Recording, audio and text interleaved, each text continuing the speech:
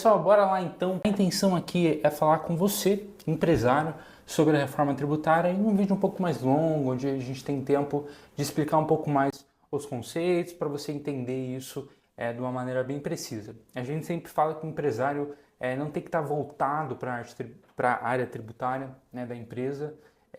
Você tem que ter profissionais bons ao seu lado que estejam com vocês durante essa caminhada, mas é sempre bom a gente entender alguns conceitos, né, porque aí a gente consegue refletir isso e principalmente ver se, né, os nossos colaboradores, né, a contabilidade terceirizada, enfim, está realizando um bom trabalho, se está de acordo, se está vendo as evoluções e com isso focar na atividade principal, seja a venda aí do seu negócio, seja uma prestação de serviço, tá bom? Então, pessoal, começar falando da reforma tributária e nessa primeira aula aqui especificamente a gente não vai entrar dentro nem da lei complementar, né, nem da próprio texto da reforma tributária, que foi a alteração constitucional. A gente vai falar aqui sobre o tema de uma maneira muito geral, tá bom?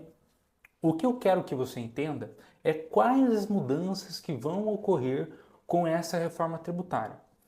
Ao longo dos outros vídeos, a gente vai entrar mais no texto da reforma que passou, né, que foi a emenda constitucional e o texto, né, que foi alterado.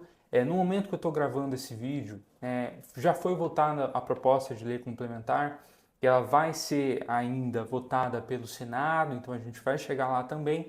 Nesse primeiro vídeo, a ideia é a gente conversar só sobre as principais mudanças que vão acontecer, tá bom? Uma questão bem introdutória. Então vamos lá, vamos falar um pouquinho aqui sobre as principais mudanças que vão acontecer, né? Primeiro, eu trago um slide aqui onde eu estou falando, né, por que mudar. Então, por que a gente está alterando? Basicamente, dos 193 países do mundo, 174 já utilizavam, né, em maior ou menor grau, alguma modalidade do IVA, que é o Imposto sobre Valor Agregado.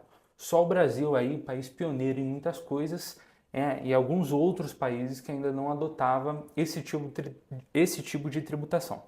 Essa tributação sobre o consumo, ela é uma tributação que primeiro, né, ela em tese vai ser arcada pelo consumidor, né, então a reforma ela traz uma lógica onde o empresário ele só faz o recolhimento do tributo, mas quem de fato vai pagar o tributo, pelo menos essa é a lógica da reforma, é o consumidor. A gente já tem até uma ferramenta, que inclusive eu vou falar nos próximos vídeos, que é o tal do split payment, que é o pagamento dividido, onde basicamente quando o consumidor, em alguns casos, é claro, né, fizer o pagamento, realizar o pagamento, uma parcela daquele valor vai diretamente para o governo, que vai ser o IVA incidente naquele caso. Aqui no Brasil, né, como a gente é uma república federativa, né, e a gente tem a questão da federação, ou seja, a gente tem União, Estados e municípios, a gente não conseguiu fazer um tributo só chamado IVA. A gente teve que quebrar ele em basicamente dois. Um vai para a União, outro para os estados e municípios, que a gente vai falar aqui, mas que é basicamente a IBS e o CBS, tá bom?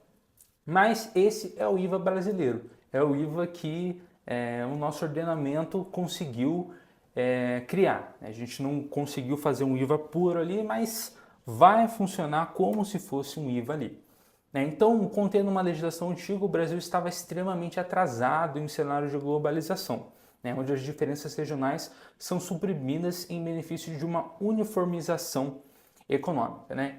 Então, cada vez mais, pessoal, a gente vive num mundo cada vez mais globalizado, né? E era muito difícil para as empresas se adaptarem à tributação que acontecia no Brasil. Era uma coisa muito específica. O Brasil foi pioneiro em discussões inúteis, sendo muito honesto com vocês, como, por exemplo, tributação de serviço ou mercadoria em relação a software. Não existe outro país no mundo, salvo exceções ridículas assim, mas que ficou nessa discussão de software é prestação de serviço ou software ele é um produto? Nesse caso aqui a gente vai tributar o streaming como uma prestação de serviço ou como um comércio. Não tem país que ficou nesse tipo de discussão inútil. O Brasil é pioneiro nisso, tá? E isso trouxe um desgaste para a imagem brasileira, né? De que, poxa, é difícil empreender no Brasil, porque é muito complexo e tal. Então, essa alteração ela também visa isso, uniformizar um pouco mais a tributação até num cenário global. A pessoa, a empresa que empreende ali nos Estados Unidos, é que ela quer vir para o Brasil e se deparar com um cenário não tão diferente, pelo menos, com o cenário global que ela está acostumada, tá bom? E fazendo só um detalhe aqui, pessoal, que por enquanto a gente está falando sobre uma tributação sobre um consumo. Essa reforma é uma reforma na tributação sobre o consumo.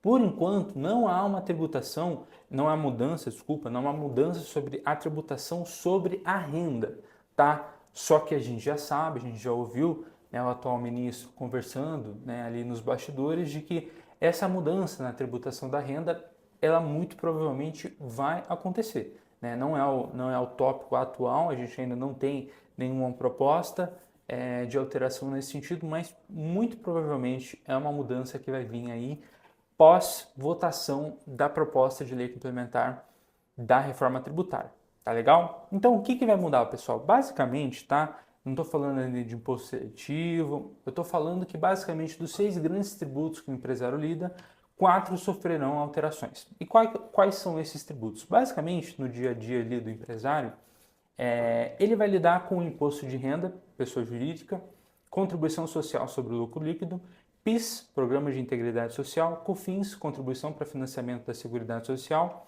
ICMS ou ISS, a depender se presta serviço ou se circula mercadoria, e as contribuições patronais. Basicamente, esses são 6 grandes tributos que o empresário lida. Obviamente que quando ele realiza uma operação cambial, ele paga o IOF, quando industrializa, ele paga o IPI, quando ele importa o imposto de importação, quando exporta o imposto de exportação, e enfim. Mas no dia a dia, né, na modalidade mais convencional ali de mercado, o empresário acaba lidando com esses 6 grandes tributos.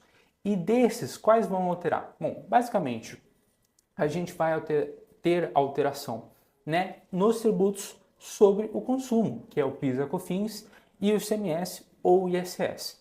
Então, basicamente, né, o PIS e a COFINS, que ali já era como se fosse quase um tributo só, porque tinham a mesma base de cálculo, tinham as mesmas hipóteses de imunidade ou isenções, enfim. Então, na prática, já era basicamente o mesmo tributo, eles vão se transformar na CBS, Contribuição sobre Bens e Serviços. E o ICMS ou ISS, a depender da atividade que a empresa realiza, vira o IBS, o Imposto sobre Bens e Serviços. Essa é a grande alteração que vai acontecer com a reforma tributária. Então, como eu falei anteriormente, o CBS e o IBS vão se tornar o IVA brasileiro, o Imposto sobre Valor Agregado brasileiro, continuando ali o imposto de renda, a contribuição social e as contribuições previdenciárias que ainda não sofreram alteração, tá?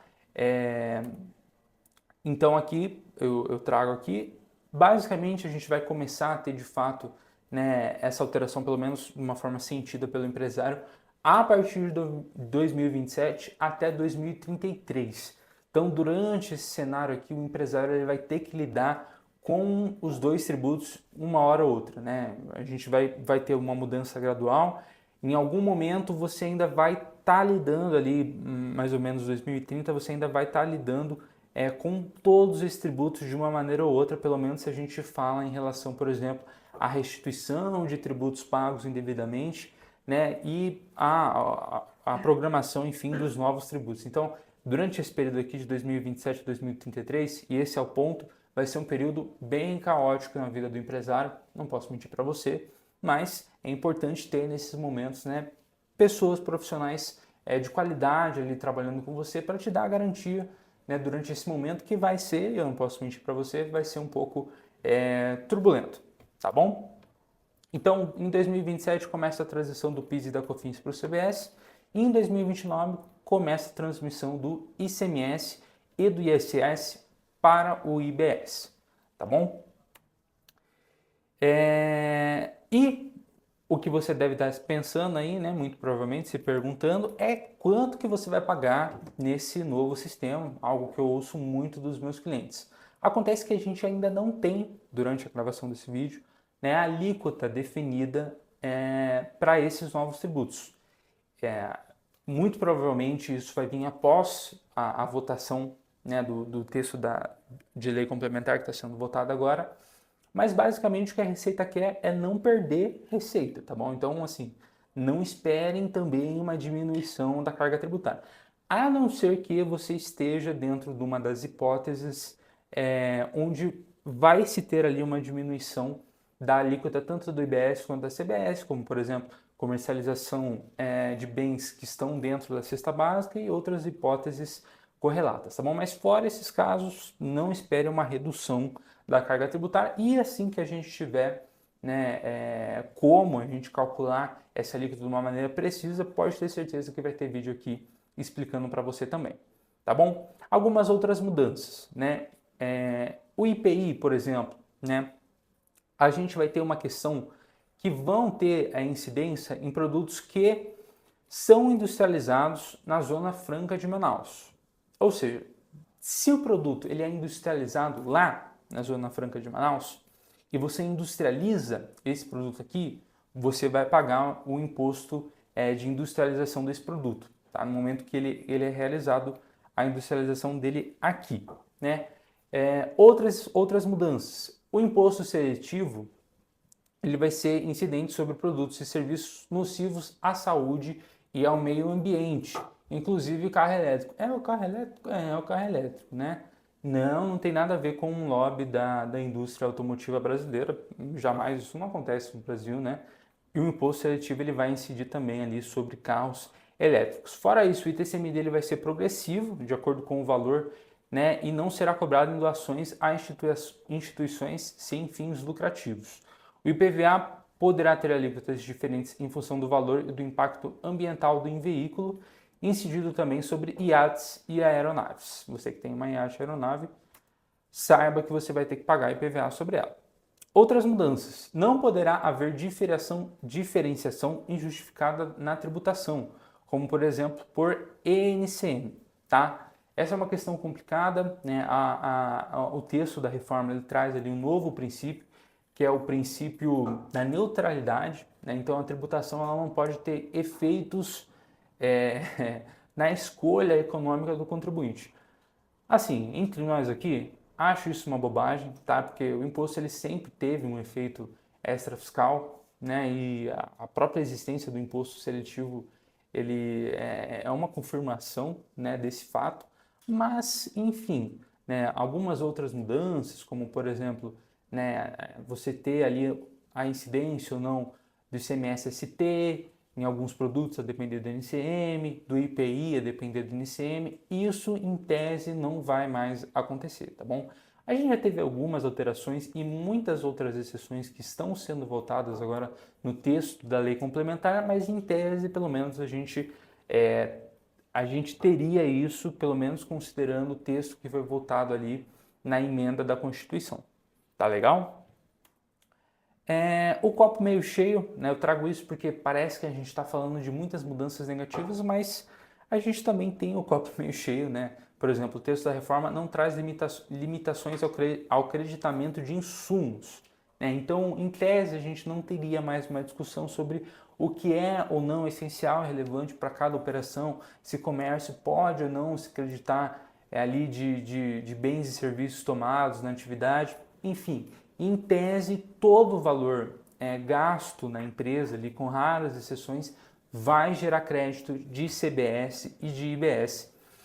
A partir de 2033, o contribuinte realizará uma arrecadação única de IBS e CBS, diminuindo a complexidade na tributação. Então tem isso também. A partir de 2033, a gente vai ter uma arrecadação unificada tanto do IBS quanto da CBS, que em tese vão ter a mesma base de cálculo, né, vão ser basicamente ali, vão funcionar como se fosse um tributo só e isso vai diminuir a complexidade na tributação, tá legal? Muitas mudanças ainda vão acontecer, pois há muitas questões a serem definidas, mas todas elas serão trazidas aqui, né, nessa série de vídeos que a gente vai seguir aqui conversando sobre a reforma tributária, tá bom? A intenção aqui é todo mundo ficar ciente das mudanças que estão acontecendo e poder se programar. E pessoal, você que ainda ficou com dúvida em relação ao impacto que a reforma tributária vai ter no seu negócio? Então clica no link que a gente vai deixar aqui embaixo desse vídeo para a gente conversar certinho sobre isso, tá bom? Gostou do vídeo? Curte, se inscreve, ativa o sininho e até a próxima. Valeu!